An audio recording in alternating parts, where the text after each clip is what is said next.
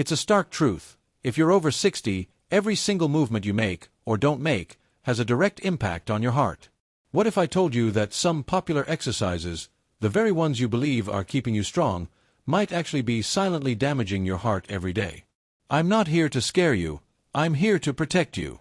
As a heart doctor, I've seen countless seniors walk into my clinic feeling perfectly fine, only to discover elevated blood pressure, irregular heart rhythms, or signs of heart strain they never expected. Often, it wasn't poor diet or a lack of movement that caused the issue, but rather the wrong type of movement. Exercises that were too intense, too sudden, or simply too much for a heart that's aging and needs a different kind of care. Most seniors don't even realize they're making this mistake. In this video, I'm begging you to stop 5 specific types of exercise that could be weakening your heart, not strengthening it. But don't worry, I'll also show you exactly what to do instead. Keep watching, because your heart deserves better, and habit number 1 might be the very thing you're doing today. Before we dive in, if you haven't subscribed yet, please hit that button and turn on the bell so you never miss another vital health tip made just for you. If you find this video helpful, please type 1 in the comments. If not, type 0 to let me know how I can create better content for you. After the age of 60, your heart is undeniably different from the robust, resilient organ that powered you through your younger years. It becomes inherently more fragile, more vulnerable to stressors, and considerably less forgiving of extremes in physical exertion.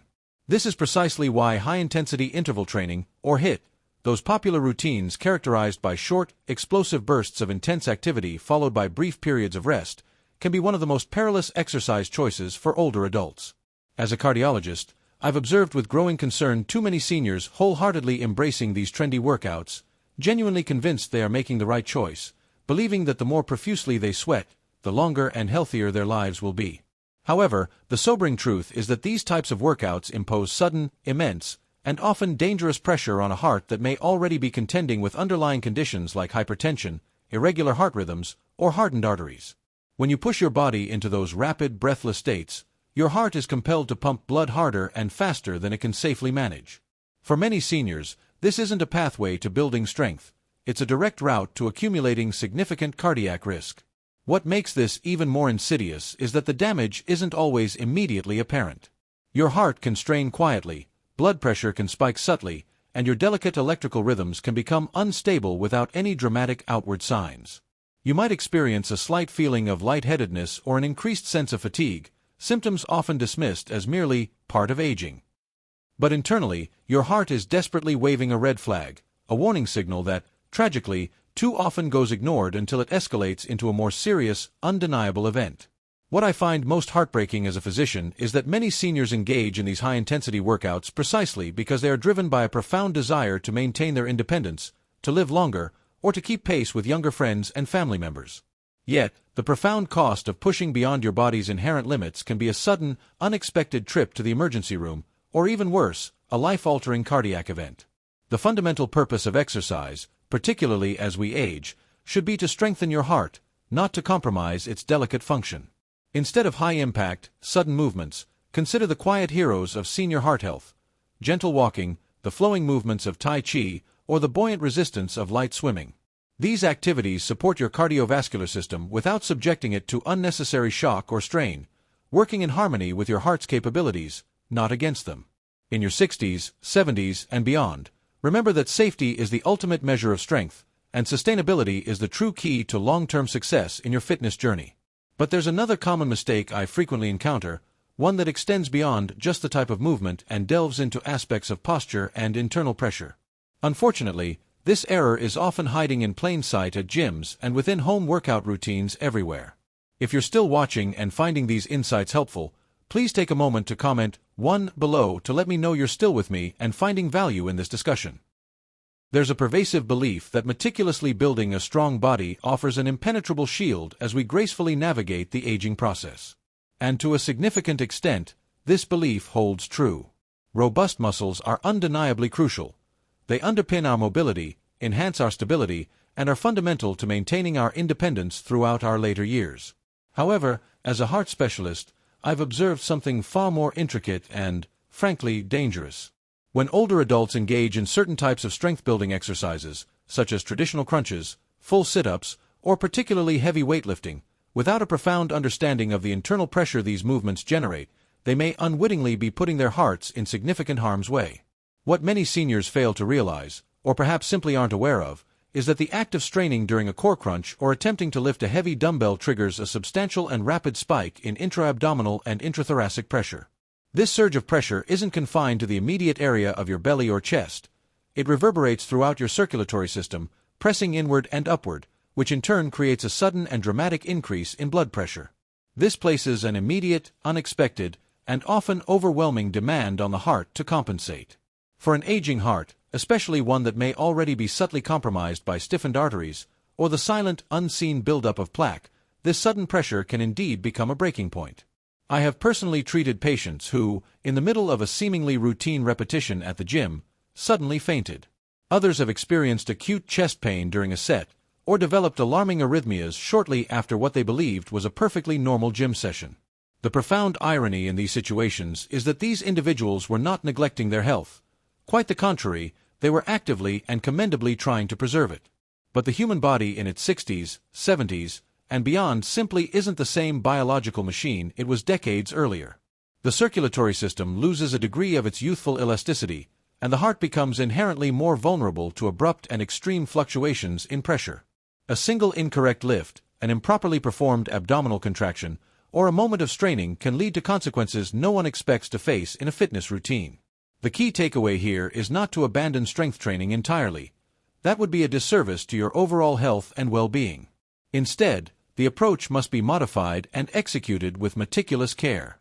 For instance, consider substituting heavy free weights with resistance bands, which provide effective muscle engagement without the same high-pressure demands. Focus intently on controlled, slow movements, emphasizing proper form over sheer weight. And whenever possible, consider working with a qualified personal trainer who possesses a deep understanding of cardiac limitations in older adults. You absolutely do not have to stop building strength. You just need to stop shocking your system with unnecessary and potentially harmful strain. And yet, not all risks to your heart come from exertion. Some of the most insidious threats stem from something much simpler, something you can't even see or consciously control, but your heart can feel it every single time the temperature shifts. We often extol exercise as the ultimate panacea for better health, and indeed, it undeniably is.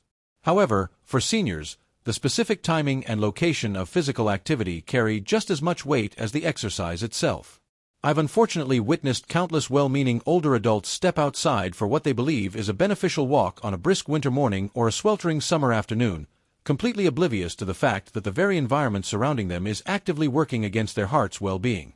Once you're past 60, your body's remarkable ability to regulate its internal temperature significantly diminishes. In cold conditions, your blood vessels instinctively constrict, a natural physiological response designed to conserve precious body heat. While this mechanism is crucial for survival, it simultaneously causes your blood pressure to rise. For a heart already contending with hypertension or arteries stiffened by plaque buildup, this sudden increase in pressure can impose considerable and potentially dangerous strain. Conversely, in extreme heat, the opposite reaction occurs. Your blood vessels dramatically dilate in an attempt to dissipate heat and cool you down. This response forces your heart to race, pumping faster to circulate blood, and dehydration sets in far more rapidly than most people anticipate. In both scenarios, whether it's extreme cold or intense heat, your heart is compelled to work harder, not primarily from the exertion of the exercise itself, but from the sheer demands of environmental survival. I have personally observed patients collapse during what began as routine neighborhood walks on scorching summer days, or suffer debilitating shortness of breath after merely a few minutes exposed to the biting winter air. These aren't isolated incidents or rare anomalies. They are vivid and recurrent warning signs that underscore a critical vulnerability. Many seniors simply don't realize how acutely sensitive the cardiovascular system becomes to even moderate changes in ambient temperature. Your heart doesn't need to be pushed through a grueling marathon to become stressed. It merely needs to be exposed to the wrong environment at the wrong time. Exercise, particularly for an aging heart, should fundamentally be an act of healing and support, never a source of hazard. For seniors, this often translates into prioritizing comfort and safety over perceived challenge. Instead of battling the elements, seek out indoor environments with stable, controlled temperatures. Prioritize hydration, making a conscious effort to drink water before, during, and after any physical activity. Dress in breathable layers when it's warm or appropriate warm gear when it's cool, allowing you to adapt to subtle temperature shifts. But above all, cultivate a profound sensitivity to your body's signals. Learn to listen intently when it whispers its discomfort, long before it's forced to scream in distress. While adverse weather conditions represent a clear external enemy, there's a deeper, more insidious danger that resides in the very style of movement many seniors choose, especially when it involves fast-paced, jarring motions that can destabilize more than just physical balance. What happens next might genuinely surprise you. If you're still watching and continuing to find these insights valuable and relevant to your own health, please take a moment to comment 1 below to let me know you're still here and engaged.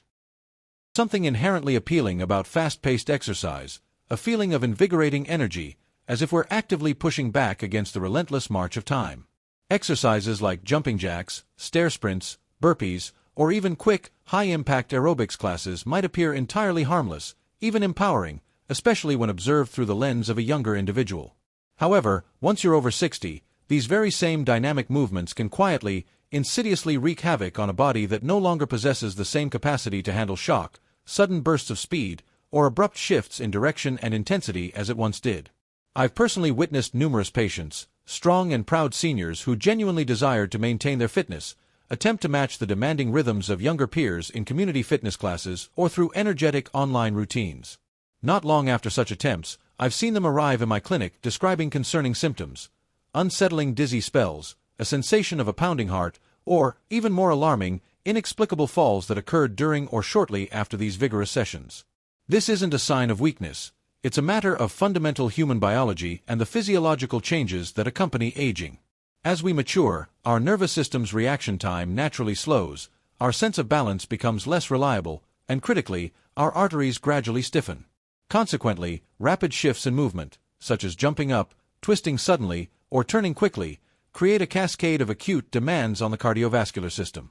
Blood pressure can fluctuate wildly, the heart can begin to race irregularly, and the intricate system of oxygen delivery to vital tissues may struggle to keep pace with the sudden requirements. These intense motions don't merely strain muscles, they can profoundly confuse the body's adaptive mechanisms. What feels like a simple jump or lunge to a younger person is, to an aging body, a profound and complex challenge in terms of coordination, efficient blood flow, and effective recovery. And for seniors who may already have even mild, undiagnosed cardiovascular issues, the risk of experiencing a dangerous arrhythmia or a debilitating fall becomes very real and significantly elevated. The most heartbreaking aspect of these situations is that these seniors are almost always driven by noble intentions. They are simply trying to stay active, to preserve their youthful vitality, and to maintain their cherished independence. However, true strength and sustainable fitness at this age emanate not from sheer speed, but from deliberate control. It's not about how fast you can execute a movement, but rather how gently and mindfully you protect what truly matters most: the delicate health of your heart, the stability of your balance, and your overall sense of peace and well-being. Instead of risky, fast-paced routines, consider embracing slow, fluid exercises. Practices like Tai Chi, the supportive buoyancy of water aerobics, or even gentle, consistent stretching may seem less outwardly impressive or strenuous, but they are profoundly effective in promoting senior heart health. They gently stabilize the body, soothe the cardiovascular system, and offer a path to longevity without inviting unnecessary risk. Yet, even with safe movement choices, there's another subtle threat that lurks, not in how we exercise, but when we choose to do it, especially if your physical activity collides with something as simple and common as bedtime. If you're still watching and continuing to find these insights valuable and relevant to your own health, please take a moment to comment 1 below to let me know you're still engaged and benefiting from this discussion. At first glance, the idea of working out in the evening might seem like an incredibly smart and convenient solution. After all, the demands of the day are finally behind you, the house settles into a quiet calm, and there's that precious window of time where you can finally dedicate yourself to movement.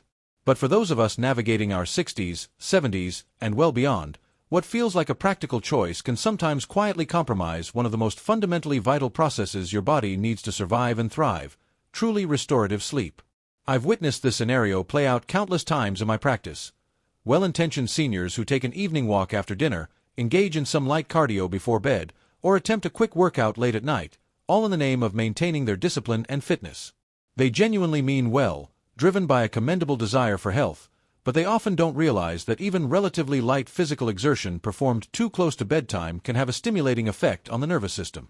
This stimulation elevates the heart rate and, critically, can significantly delay the body's natural and essential transition into deep, healing rest. As we age, our sleep architecture becomes increasingly fragile. Our intricate internal rhythms, often referred to as circadian cycles, grow more sensitive to disruption. Late-night exercise, particularly if it raises your core body temperature or triggers an increase in adrenaline levels, effectively sends a signal to your body to stay alert and remain active, precisely when it should be peacefully winding down and preparing for slumber. And here lies the hidden danger, the silent threat. Consistently poor sleep is directly and profoundly linked to a cascade of negative health outcomes. It contributes to higher blood pressure, fuels increased inflammation throughout the body, can lead to insulin resistance, and, alarmingly, is a known precursor to irregular heart rhythms.